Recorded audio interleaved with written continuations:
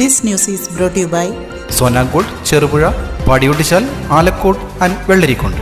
Kasaragod development package 2024-25 ഭാഗമായി പറമ്പ GLP സ്കൂളിൽ പുതിയ കെട്ടിടം നിർമ്മാണോദ്ഘാടനം നടന്നു. തൃക്കരിപ്പൂർ നിയോജകമണ്ഡലം MLA M. രാജഗോപാലൻ ഉദ്ഘാടനം നിർവഹിച്ചു. വെസ്റ്റളേരി ഗ്രാമപഞ്ചായത്ത് വികസനകാര്യ standing committee chairman K. Janardhanan അധ്യക്ഷത വഹിച്ചു. ബിജുരാജ് V. മുഖ്യാതിഥിയായി. ചടങ്ങിൽ നിരവധി പേർ പങ്കെടുത്തു. പ്രധാനപ്പെട്ട ഘടകമാണ് ഇന്നും അങ്ങനെ തന്നെ നിലകൊള്ളുന്നത്.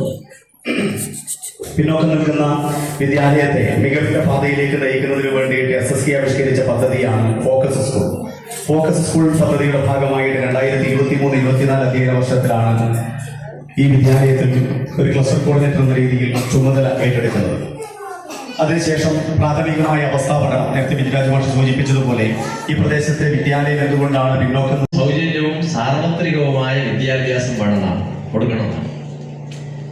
47 സ്വതന്ത്രയായ ഇന്ത്യ 50 എഴുതി തയ്യാറാക്കപ്പെട്ട ഇന്ത്യൻ ഭരണഘടന 1964 ആകുമ്പോഴേക്കും നിർബന്ധിത സൗജന്യ സാർവത്രിക വിദ്യാഭ്യാസം നടപ്പിലാക്കണം എന്നാണ് പറഞ്ഞത്. ഒരു വിശേഷം ഉണ്ടായില്ല. നമ്മുടെ കേരളത്തിൽ സമ്പൂർണ്ണ സാക്ഷരത നടപ്പിലായി. ഇപ്പൊ ഇന്ത്യയിലെ വടക്കേ ഇന്ത്യ സംസ്ഥാനങ്ങളെല്ലാം സ്കൂൾ കൂട്ടിയിടെയാണ്. കച്ചവടം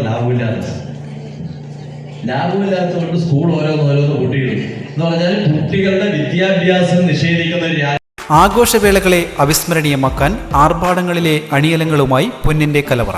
മാറുന്ന കാലത്തിൽ മാറ്റത്തിന്റെ രുചിയറിയുന്ന വൈവിധ്യങ്ങളുടെ സ്വർണ്ണശേഖരവുമായി മലയോരത്തിന്റെ തിലകക്കുറി. സ്വർണ്ണ വ്യാപാര രംഗത്ത് 25 വർഷത്തെ മഹത്തായ സേവന പാരമ്പര്യം, നവീന രീതിയിലുള്ള ഡിസൈനുകൾ, വിപുലമായ ശേഖരം, വിശ്വസ്തത. മലയോരത്തിന്റെ മനസ്സറിഞ്ഞ ഷോറൂം. സോനാങ്കോട്, ചെറുപുഴ, പാടിയൊട്ടിച്ചാൽ, ആലക്കോട് ആൻഡ് വെള്ളരിക്കുണ്ട്.